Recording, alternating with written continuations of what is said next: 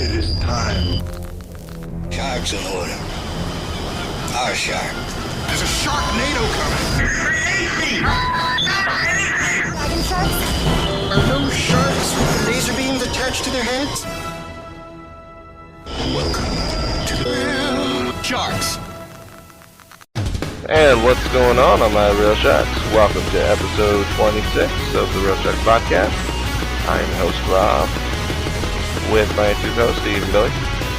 And we got some shout-outs for Cinema Recall, The Metal Show, Mojo Susan for Hotel, Mike and Oscar, Movie Game Nostalgia, LDV Media, Matt6767, MCM, Stephen McInnes. Hey guys, thanks for being awesome Twitter followers. And we got a great show for you guys here today. We're going to be talking about The Mandalorian. We're going to do an Irishman review. And we're going to look back at an old mobster classic, King of New York, on the Real Sharks podcast. And you're listening to this signal from 20,000 Leagues Under the Sea.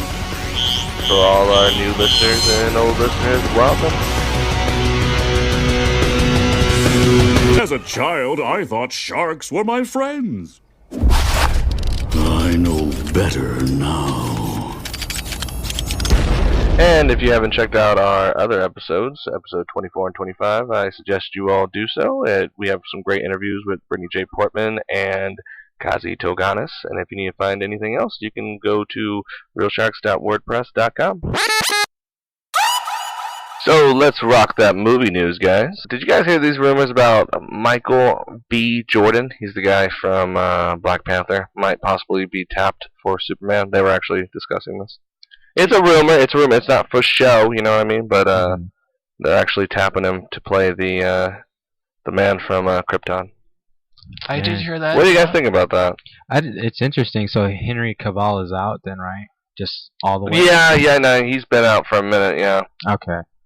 That's a weird, and why do they always go to Michael B. Jordan to do some black superheroes? Didn't he was, well, remember originally they tapped Will Smith to play Superman at one point for Superman Returns, but Will Smith quotedly said, you don't want to mess with certain white superheroes. And I kind of agree there on that one. Especially Superman, just Superman. Yeah, and he said no, but then he did Hitch. Or not Hitch. Yeah, no, Hitchcock. No, you're right, yeah. Yeah, Hitchcock, and then... Hancock. Hancock. Yeah, you guys are right. I'm sorry, Hancock. You're right. But Michael B. Jordan did that Fantastic Four reboot where he was the Human Torch. Remember, people Johnny Storm. Yeah, people freaked out about it. I don't mind, but Superman is just first of all because he's already an alien, and it never really kind of occurred to me he should be anything else. But I don't know. I guess in the alternate universe he's black. This is true. I guess I guess I wouldn't mind. And then I always use the same argument against things. How many times have you seen him white? A lot.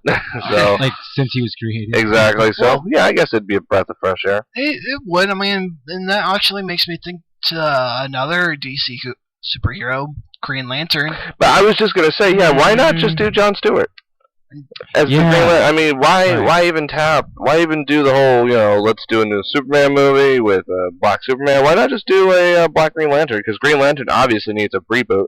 So I think, Man of Steel was great. I think they should leave it as it is right now, and then, because with the tragedy that is Batman versus Superman, and the DC, whatever that whole thing was, we won't discuss it. The movie that shall not be named. I don't know. I just think it's kind of pointless to do this movie. I would rather see a Jon Stewart movie, a reboot of Green Lantern. Because how about we drop Ryan Reynolds out of the franchise completely, since he already has three almost comic movies under his belt here. Yeah. Green Lantern, Deadpool, and do we count Wolverine? No. He was in it. He also did the Fantastic Four movies. And Fantastic Four. He also did Fantastic Four. So it's an interesting thing. I don't mind the change in it. I think Lex Luthor should be black. I think I would be more happy with Lex Luthor being black than Superman being black. Isn't it? Well, is it? Well, actually, I mean, I kind of think they both kind of symbolize the same thing. It would actually be equally just as good. But I don't know. I just feel like in this divided world that we live in, for a black guy to rise up and be like, I'm Lex Luthor, the guy who stands for all of humanity, against this godlike guy who's white. You know, that would just be hilarious. That's actually really. I'm behind that. It'd be funny. That was actually pretty cool. Like he rose to fame, and people will go, like, oh, I'm actually for Lex Luthor. Yeah, the alien's pretty dangerous. That's a pretty good one. Maybe that would work rather than this Michael B. Jordan thing. I think maybe Will Smith is right. Maybe you don't want to go down that line. I don't know. That might actually break some balance, and DC doesn't need any more troubles. Speaking of fresh air, here's some nice fresh air. Aquaman 2 is actually going to has already started filming. Finally. Really? You think it's a finally? I actually don't mind. I think the first one's still, I'm ready for a second one. I can't wait, actually. I like the first one a lot, as I've stated before, so, I can't wait. Well, the whole reason why I say it is because, it's something to look forward to in 2020 or even in 2021. I look forward for that one. So that was just kind of a little footnote here on our schedule here. So here's one I actually really wanted to get into, and this one I think is gonna kind of rock a little bit of the Disneyverse, the Fox universe, and I think overall cinema a little bit. Is Disney's thinking about rebooting Planet of the Apes? How great of an idea is that? Not again. No. They just got done with one. Are you sure? Because according to Disney, it could use a little PG remake. Maybe make it for children. Maybe we'll throw in a story about Caesar having his kid, and he's like the guy who's like, everything the light touches is your kingdom. And all of a sudden he meets like a human. And holds up the baby. And the human has to be like, they have to befriend each other and create this whole symbiotic kind of friendship that brings the whole human race and Planet of the Apes together finally. Are we gonna Wasn't get that into, like, Tarzan? Yeah. I could have swore I saw Hey, I know, Tarzan. right? Hey, Billy, that might be true. It's like a live-action Tarzan film. They're just like, we need this species to mate with another species in a PG way. Yeah, they definitely are not going to give us the whole, may I kiss you? But you're so damned ugly. They're definitely not going to give us that. No, I'm actually looking at more of the Planet of the Apes came out in 2017. Why? I know, and then all those other ones came out in the 70s. And then that Tim Burton one. That one came out. You guys don't like Mark Wahlberg? Come on. Yeah, he was cast to play one of the apes, and my feelings about Mark Wahlberg on this podcast. How dare that man even set foot on the stage ever again after his disgraceful remarks on Boogie Nights? But that's a story for another day. But why though? Like all those 3 films that came out, they did pretty well. They did well. They were well received, and it feels like it was a good prequel. But it's Disney. What can they do? And Disney right now is looking for anything and everything to capitalize on. And hey, why not bring back the Disney-esque version? As we all know, as we've explained on the show, the Disney-esque filtration of Planet of the Apes. Because hey, we'll have the Disney Council, override and oversee it. I know you think I'm getting a little too dramatic, Steve, but I'm sorry, but we'll never see a realistic, pure, from writer, director to screen ever again now that Disney owns Fox. But this is exactly what's happening. I can't wait for aliens to come out and, the xenomorph is befriending a child. Like literally E.T. Literally E.T. with a xenomorph. He's in the basket floating. This is going to be the reverse of where, like in Jurassic World, how they turn the raptors good. It's going to be the xenomorphs of the good guys, They just want to go back to their home planet, guys. That's why they're killing people. They just want to go home. Xenomorph home. Oh my god. Alright, so let's move on to our next segment. So, what's streaming, everybody?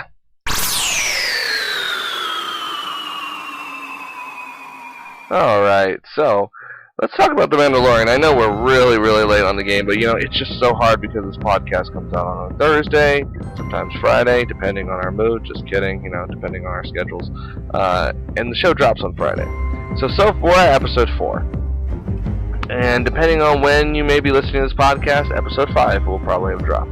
And we probably will see it. And probably have the same opinion as we do now. Right. We're halfway through, guys. Yeah. So, right now I'm going to go around the table. I want everyone here to... I came into this with a fresh mind, hoping it would be good. And, I have not been let down. Every episode is something new, something enjoyable to watch. I just can't wait to see what happens in episode 5. Really? This last, I don't know. I liked it. I liked the show a lot. I didn't like the last episode all that much. Really? It was rushed. What a lot of people were saying, I think the time frame, guys, it was like 41 minutes. The last one was like 37 minutes. The times are all over the place. They need a good solid hour to tell the story. I didn't need that ham and fish like love story of this just random girl just like Steve likes his movies to be rammed home. Yeah, just like he doesn't matter if it's 6 hours. He will sit in that seat. Rammed that home. They're like, we got to speed this up. Look, come on. We're almost done with the first season. I mean, it was still good. I just didn't enjoy it like the others. All right, so I guess mine's gonna be the longest and the most critical Detailed. here. Yeah. So far I like it a lot. I'm gonna talk about the things I like about it. Then I'm gonna talk about the things I don't like about it. So here we go. Things I like about it: the music. The music is absolutely. How about that theme? No pun intended. Out of this world. It is. I mean, the music from when he fights the hair horn, whatever they want to call it, is great. I think this idea of showing Mandalorian culture is brilliant because it gets to explore the lore and the vastness of the galaxy, which Star Wars, has, which I love. I loved how they showed how, they paid the bounty in either Imperial credits or, Colothian, whatever they called it. I thought that was awesome to show the way the Empire works, how the bounties work, how these different cultures coexist in this world. I thought it was really cool to see some of these touchbacks to Empire Strikes Back and Return of the Jedi, even though, I'll touch on that in a minute of why I think that was also a bad thing. For the most part, I really, really enjoy it. It's a spaghetti western. It's basically the man who shouldn't be named or who cannot be named, whatever you want to call it. It's basically that, except a Mandalorian. I love how they're touching into the game lore finally. They're actually giving the old books and like some of the games like canon. Like some of the cameos they got going on in the show too. I think those are great. Now here's what I don't like about it. Is when I go online and I see these YouTube videos that say all 73 Easter eggs of Mandalorian. I'm like, you know what? That bothered me a little bit because I don't need all these reminders to the original Star Wars about how much I love them and why I love them. I don't need this whole like, oh my god, remember that from Empire? Boba Fett was in that. That's kind of like what you're watching. Oh, remember that? That was from Return of the Jedi. I remember that, but you like that one. Boba Fett was in there too. I don't need that. I didn't need any of that. The other thing I'm really, really kind of mad about is this Disney is playing us. Playing with the same toys and not creating anything new. And I mean, all they have shown in this show is everything we've already seen in Star Wars. In fact, episode 4, it really struck me for a second. When I went into this one, I saw the aliens that were the Raiders. And I was like, wow, I've seen these guys before. Where are these guys from? And I was like, oh my god, these are from the Ewok movies. These are the Raiders in those damn Ewok movies. Yeah. And I was like, that is ridiculous. You cannot create even a new alien to have in the story. Making the same sound. They have nothing. They have brought nothing new to the table in the lore of Star Wars. Even that whole episode with the Jawas, I didn't need it. I did not need to see how Jawas acted. That's exactly how, when at the end of the episode, I was like, wow, okay, that's exactly how Jawas I figured were. And then the whole quest was pointless because he got the egg and all they did was eat it. That was a whole pointless quest. Another thing I do like, I should mention, I do like how they're exploring Yoda's species a little more. But on the flip side, I also hate it because the first thing I noticed when I saw Baby Yoda, I was like, oh wow, it's so ridiculously cute. But how long before it goes on the Disney shelves? Right. As a commodity. Just like those penguin things from the Last Jedi. Porgs. Whatever you want to call it. Fine penguin it was. But I think The Mandalorian is great for what it is, because let me tell you what, my kid loves it. And I love that he loves it. It gets him into Star Wars, and that's who it really is focused towards. And hey, if kids like it, that's awesome. Me as a fan, I like it too, but it's like, don't punch me in the face so much with the Star Wars that I love. Give me some new stuff. I will not be mad if you throw something new out there, Disney. I will not be mad. I will be like, finally. You know, one of the biggest shockers that everyone ever got was when Darth Maul had the double-bladed lightsaber, because it was new. And no one knew about it. And no one knew about it. Give us something new. they're kind of giving you something.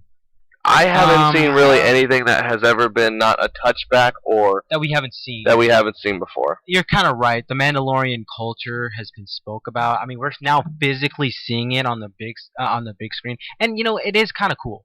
I'm not gonna lie, and they have this is what I like about it. The detail of the Beskar armor. Also, what the new Star Wars trilogy is missing is the quips, the quippiness of like the old school Star Wars, where you now have phrases.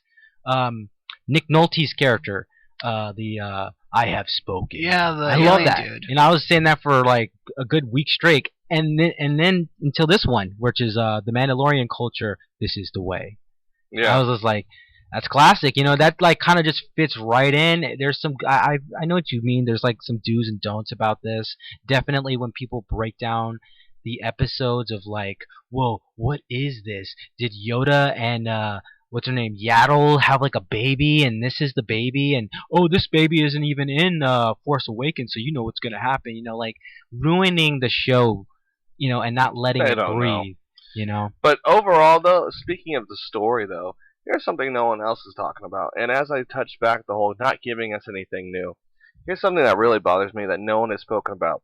They're giving us this classic, cliche story of he is the bounty hunter with the heart of gold. This is typical Disney. They do this all the time. Remember Hunchback of Notre Dame? The guy who was the guard, I forget his name, the guy who fell in love with Princess Jasmine? But in the scene before he even sees, not Jasmine, Esmeralda. Before he even sees Esmeralda, he gives this whole touchback about how he persecuted some of the gypsies before and killed them. I was like, this guy just said he committed genocide, and now he falls in love with this chick. Oh, I guess we're supposed to forget about all his bad deeds. It's like the Mandalorian. Oh, he saves his baby Yoda. I guess he's not really a bad guy, and he kills good guys. You know what I mean? Isn't he supposed to be like a Mandalorian who's like, I'll kill good guys and I'll kill bad guys? So I'm not bounty your friend. hunter, but yeah, he's the bounty hunter with a heart of gold. But he's the guy whose heart of gold saving like cultures in the woods and stuff That's like that. Why would he care? He would be like, I don't care. You know what I mean? Like, I'm moving on to the next. This hardened soldier who is just freezed all these different people in carbonite is just like, yep, Baby Yoda is where I draw the line.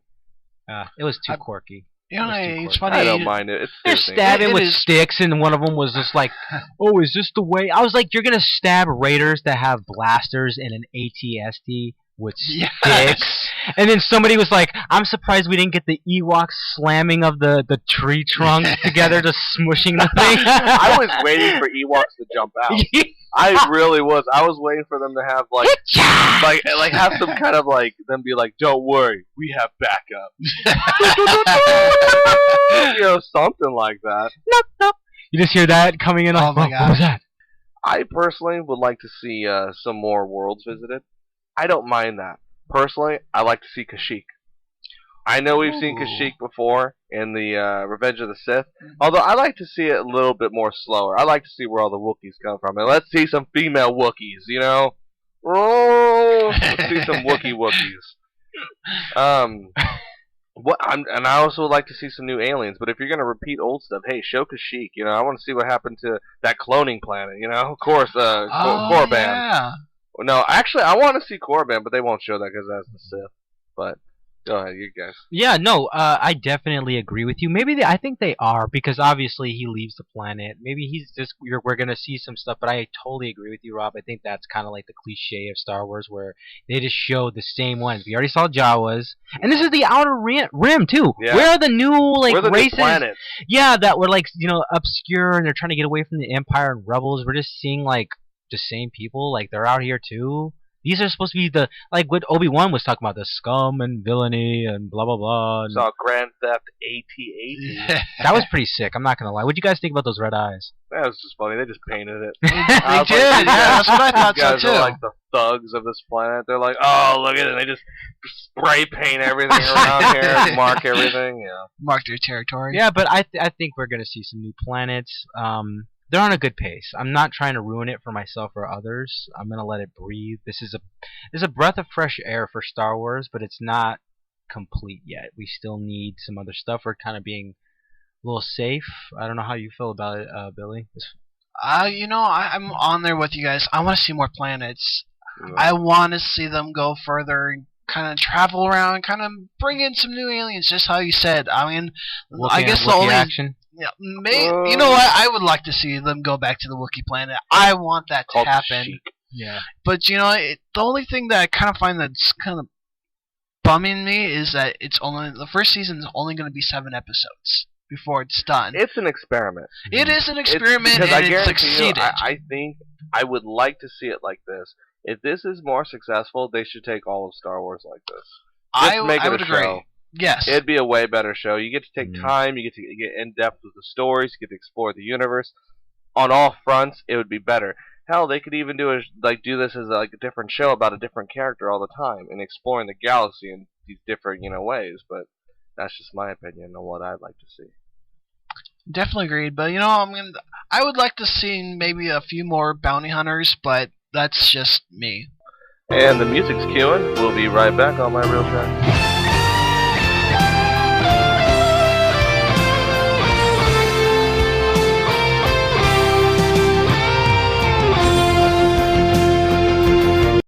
Do you or someone you know struggle through life with anxiety-related mental disorders?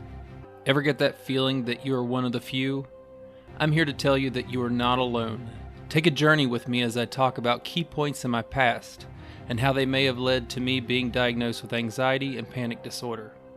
After which we will talk about different ways to tone down the anxiety and maybe even beat it together on anxiety.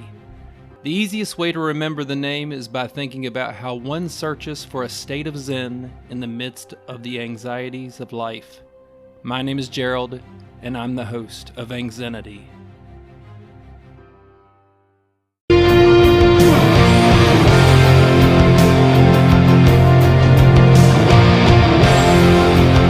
And welcome back to Real Sharks.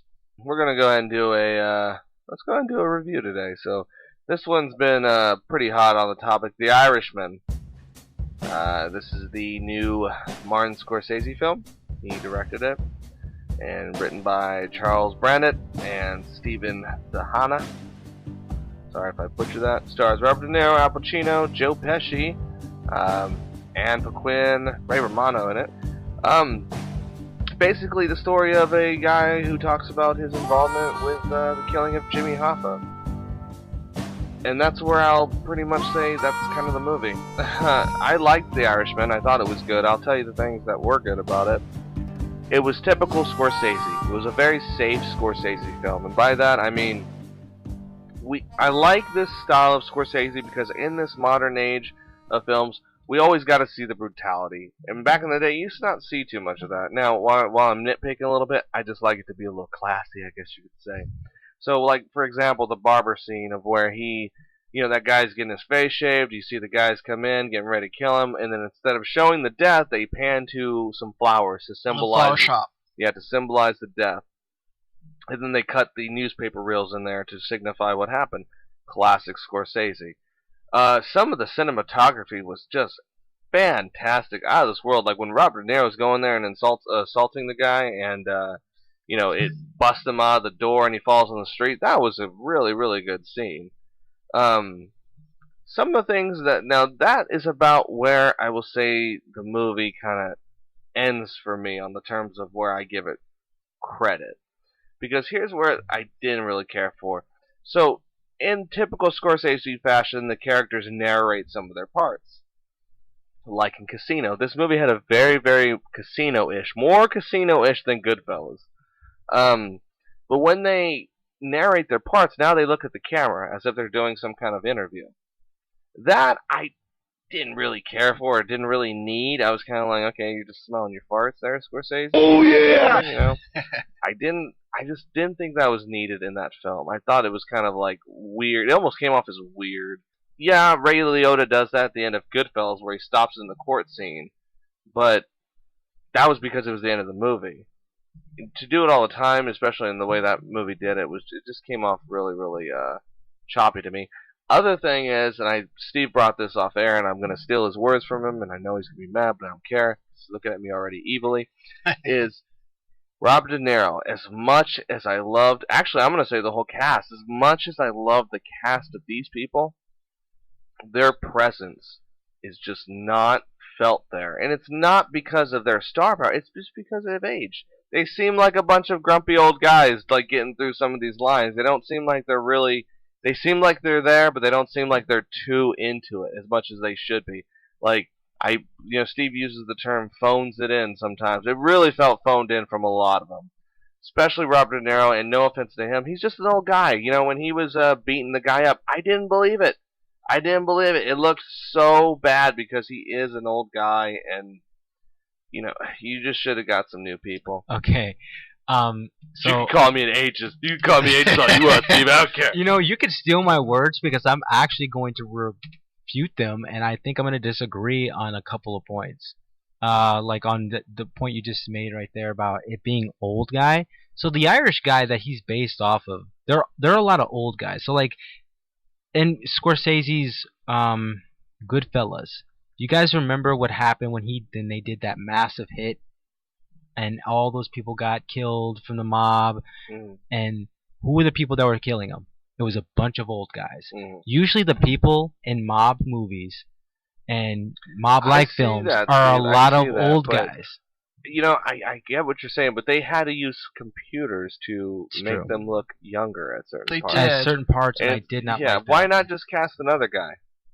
Why not pull a look-alike, somebody in there? Yeah, pull a Bruce Willis. There's makeup to make him look like him. And this, well, this is a hugely stacked movie. Hugely stacked. I thought Ray Romano was the strongest person in the whole film. Right, I loved his part. He played that swarmy lawyer type guy when he's like trying to get the information out of him, and he's like, "Well, you want me to tell you if I did it?" He's just like, Yeah. And you get it because again, you guys have to think about it. It's not modern time. This is around when John F. Kennedy.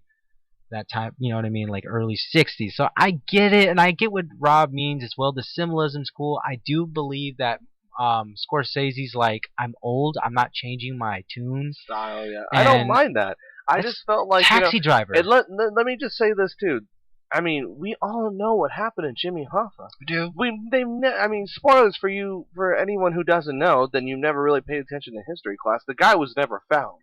So the fact that this movie already came out, it's about some guy who was like, oh, I might have been involved in it. It's already to me like, oh, wow, okay, so we're already just kind of hinging ourselves on a safe story instead of coming up with something completely new. It was branching off of the movie Hoffa with Jack Nicholson playing. Yeah, I just didn't really care for it. I just think that's kind of a redundant kind of movie to make. I mean, it's safe. I thought the Joker was way better, and I keep hearing people saying, like, this movie is movie of the year. I don't think it was movie of the year. And then I heard some people say, like, from New York Post, which doesn't really know crap, and, I don't care if anyone from the New York Post hears me, you don't know crap about movies. It wasn't bad either. It was just a typical film. It's too long.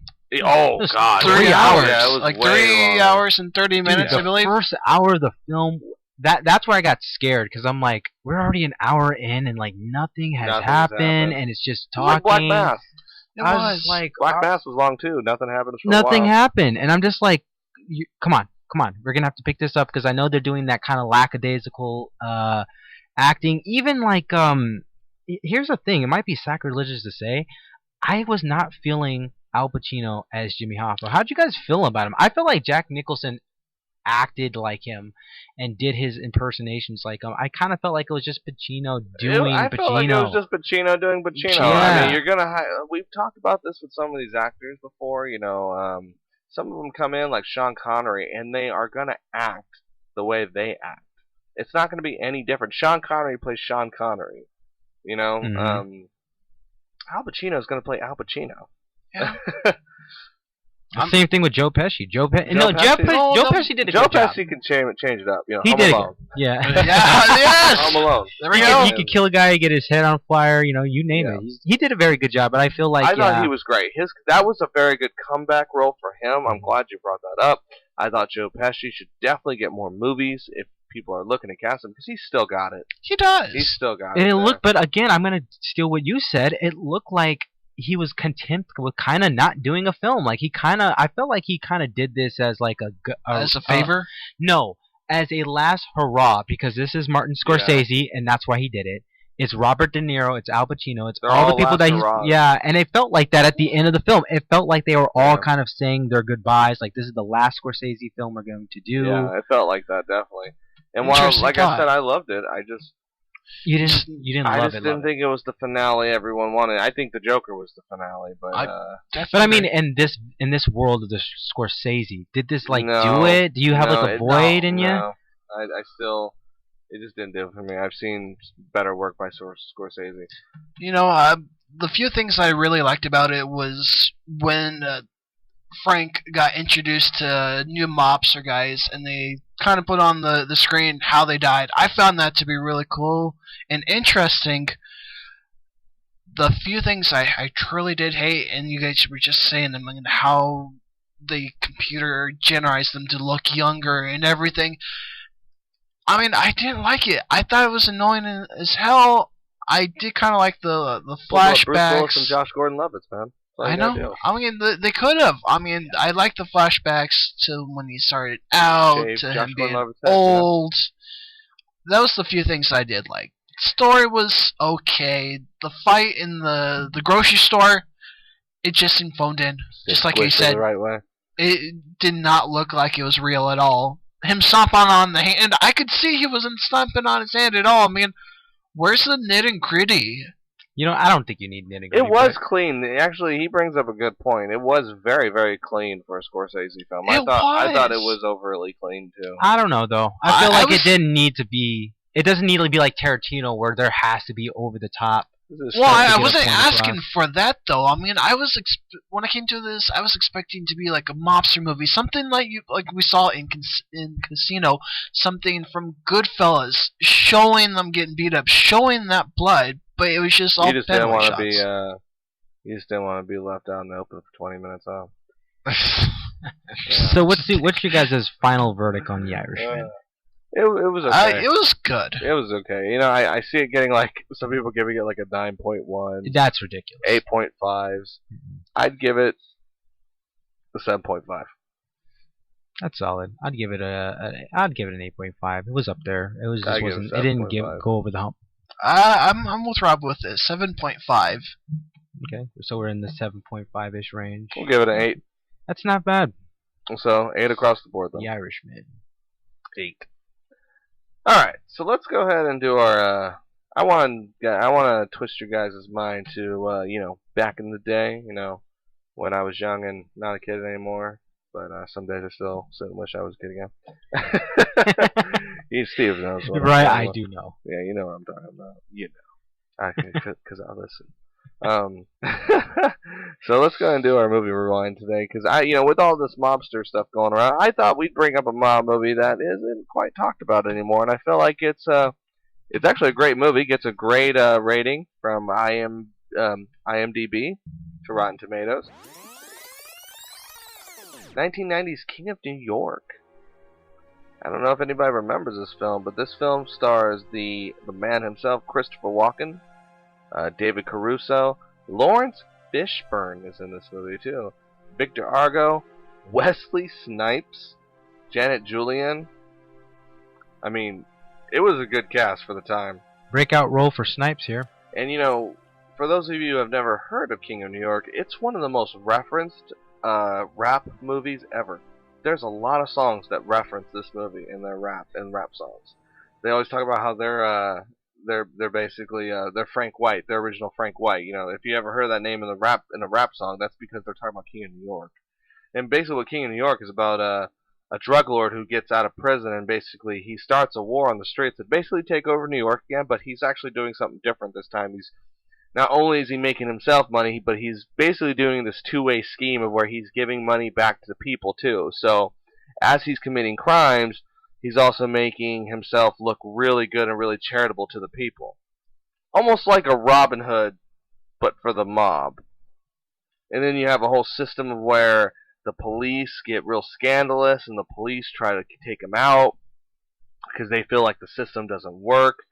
There's a lot of hits in this movie, a lot of surprise deaths too. Don't want to give it away too much, but King of New York, I think, is one of Christopher Walken's best solo movies he's ever done. A real under the radar movie. I mean, at the box office, it got 2.5 million. That's what it got, and also released. It was directed by Abel Ferrara. Interesting. 1990. Very weird year where a lot of films came out. Again, like I yelled out, this was a breakout role for Snipes. After Snipes did this, he started getting some massive roles. He was a small role in the movie. Yeah, and then he got like Jungle Fever, and then he got like Gangs of New York and all this other stuff. So it was pretty cool. Yeah, definitely. I would kind of say that this is kind of like a cult classic because of rap songs. It's interesting too because Abel Ferrara, that you mentioned cult classics, because he's done some movies that I would actually consider kind of cult classics. He's done Bad Lieutenant, 1992's Bad Lieutenant. He also did it's a classic. A weird movie. I mean, we've talked about it as it was actually movie of the day on one of our on our Twitter feed. We'll talk about this movie eventually. It's a weird film. 444 Last Day on Earth with William Dafoe. Very interesting film. He's done Body Snatchers. So he is, and he also did the remake of Bad Lieutenant too, which is interesting. But yeah, he has quite the repertoire of kind of gritty, gangsterish, gangsters type films. And it's an interesting film. It's a very simple film, yeah. I mean, you don't really have to think too much. It wasn't kind of like deep or anything. It was just good mobster movie. Yeah, good mobster for the time, definitely. Super 90s too. Like if you go back and listen to it, you're just like, dang, this is so 90s. Like runny, wet alleys with smoke and stuff. It's just like, dude. It's when like New York looks like it has like no kind of like sewage system, like sewage system. The vapors are just constantly coming up out of the ground. Dude, it looked like Jason Takes Manhattan. It was just like, Jesus, crazy. Yeah, but I liked it. I like those type of theme of movies. It definitely fits. It is a cult classic, I think. Even though I was asking if it was, I think it is because, like Rob has mentioned, it's like. It's referenced a lot. Yeah, the Frank White, it's mentioned in a lot. Like Nas has mentioned him in a couple of his songs. So this movie, it's all right. I would give it a pretty good 7. It was just a solid movie. I'd go back and watch it. I'd give it a 7 too. Yeah. I saw this movie back in high school. I loved it. To me, it almost seemed like a movie that was like a Robin Hood style, but with a gangster twist to it. Yeah. And it's been a while since I've seen this, but I remember some parts so vividly, and it's about a 7.2. Interesting. And we'll be right back with our final topic.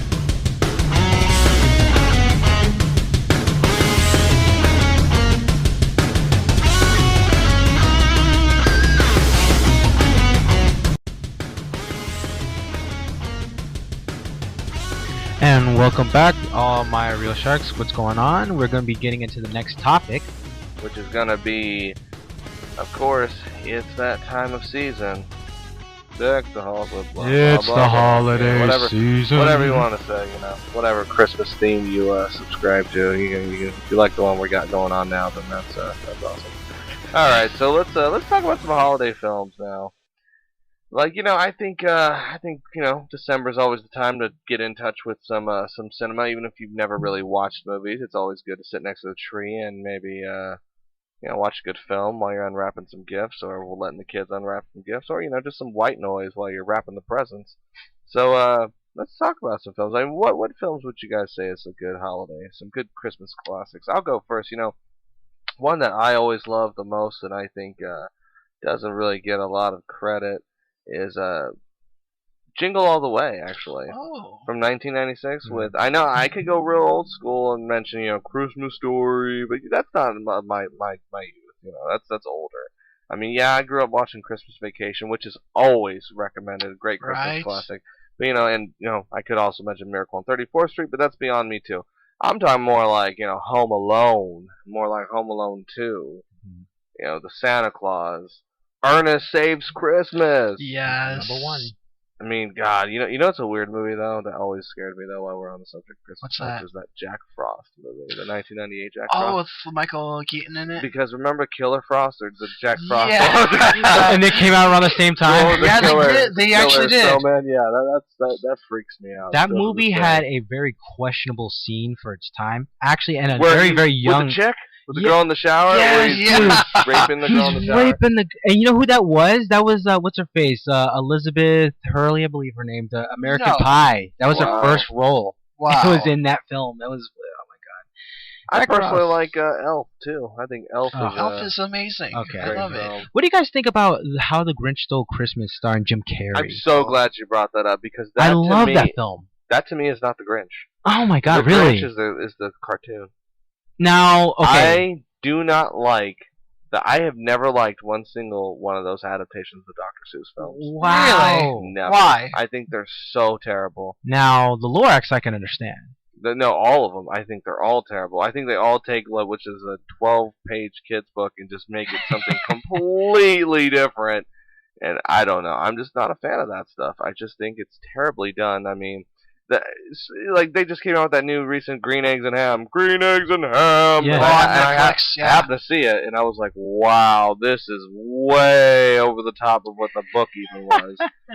But I digress. To me, that is just not the Grinch, and I cannot stand Jim Carrey as the Grinch. Oh, my goodness. What Really? did it for you, bro? I just don't. I think it's terrible. I like loved the it. cartoon. I guess me and Steve are on the same page Yeah, then. you guys like it. I'm one of those only people that don't like the Grinch saves the Grinch on Christmas. And I crapped all over this. I was like, oh, they're touching my favorite cartoon of all time, holidays. You can't do this, blah blah blah blah blah. But then I watched it and I was like, do I hate it? Watched it again. I was like, it's not bad, and it was cool because the VHS was actually green and red. I actually like that one. It's kind of works my way into my Christmas movies that I would like to watch. It's kind of along the lines of the Santa Claus because I would say it's better than the Santa Claus. Oh, it is, but I wouldn't say that to Tim Allen. But oh, it is, but I would say that's one of Tim Allen's only good movies himself. Yeah. So it's another great movie is the Muppet Christmas Carol. I don't care of all the Christmas Carol movies that have ever been done. I think the Muppets is the best. Better than that CGI computer animated horror fest that was made. My God, that scared children. That the freaked one me with out. Jim Carrey. The one with Jim Carrey again. Yeah. Storming in there. Oh my God, that one was insane. What do you guys think about the Polar Express? Overrated. Way overrated. Yes. Yeah. Tom Hanks, Yeah, I love. Yeah, Tom but Hanks I in there. I can't stand a movie about a train going to the North Pole. I'm sorry. Right. I think it was just too, and again, Christmas Carol with another, who guessed it, Jim Carrey. Jim Carrey's in a lot of Christmas stuff, guys. I don't know. I guess they just tapping him for Christmas films. Yeah, He does. Christmas, we're gonna get that. Here's an interesting film. You ever watch The Holiday? The Holiday. Oh, with Gosh. Jude Law and Jack Black in it. I recently got a chance to see it. It was okay. Think about it. It was It's alright. more of a romantic More of like a Christmas fucked up movie. family Christmas movie. Okay, here's a great Christmas movie that you guys probably all love. Gremlins 1. Yes. I was just gonna mention that. I would say if not that movie, then Die Hard, man. Yeah, I was about to say Die That's a Hard, yeah. That is a Christmas movie. And you know what? Nightmare Before Christmas. Of course. Although we've got some flack on that because we've asked the question, when is the best time to watch Nightmare Before Christmas? And you said Christmas. You know, there's another one that I actually liked and I just watched recently is I'll Be Home for Christmas. With Jonathan Taylor Thomas, yeah. I've seen it, and it's kind of one of those guilty pleasures where if it's on, I'll watch it. That's like Miracle on 34th Street for me. I know it's a classic, but I'm sorry. I grew up with my great-grandmother forcing that movie down my throat. Well, you know, It's a good movie, but I get it. Every time an angel, blah, blah, blah, wings, blah, Which blah, one? blah. The remake or the no, original? that's Both a of them. Wonderful Life. That line you just said, I don't that's give a from shit. It's a Wonderful Life. I don't care. Here's a very... Wonderful Life. No, I love bullshit. that one. That's They're a both guilty the same. pleasure movie Really? for Same me. thing like Christmas Story. I think it's overrated. I do, because I feel like an underrated classic is Bill Murray's Scrooge that a Ooh, lot of there we people go. overlook. Nah. And they always go like, oh, let's watch that around So New tired of Year's. Christmas Story. I'm like, I love... obviously, it's the Christmas Carol. But it was good. You know what movie I love? You know it's my Christmas movie that this host curls up to? Bad Santa. That's my. Do you really? Yes, That's a my technical. That's a technical. Christmas Hey, it has a moral theme at the end. It does. It does. Did I you love see that movie. Bad Santa too? Yeah, I did. It was okay. Billy, are you trying to like work in a Frozen reference here? Because we're not. Oh, That's not. no, Christmas. I'm not going there. That's Christmas. But you know, I mean, when us talking about Christmas or Christmas Carol movies, you know, I was actually looking this up the other day.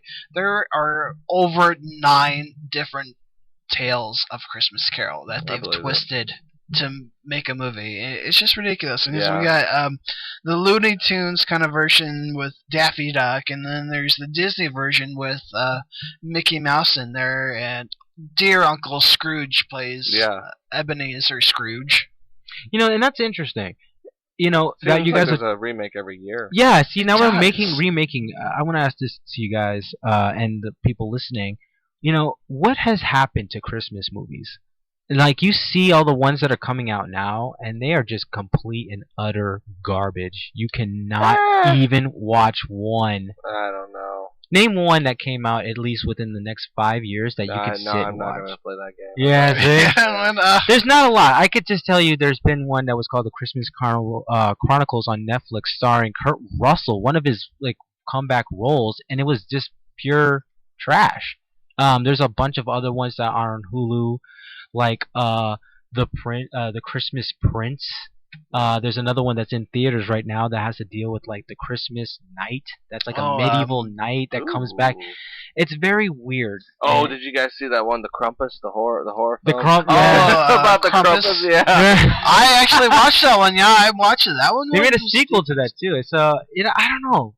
There's no classics anymore as far as Christmas movies. I think the best classic, and I was going to say this is my recommendation to all you real sharks this year: Charlie Brown's Christmas Carol.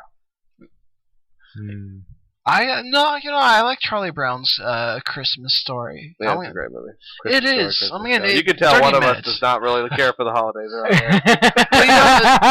You know, I'm gonna say one more Tim Allen movie that I love because it's got that Jack Frost one. No, it's Christmas with the Cranks. I like that one. It's okay. Yeah, you like that one, huh? Not really. Okay. Humbug. Well, that's all the time we have on my video show. And before we head out, we'd like to thank you all for voting in our movie poll for our next Real Sharks Actor episode. And you voted for it, and we're going to give it to you. The Bacon. Kevin Bacon, that is. And this has been your host, Rob, with Steve Stiller. Yo. We'll see you guys later. And happy holidays to you and yours.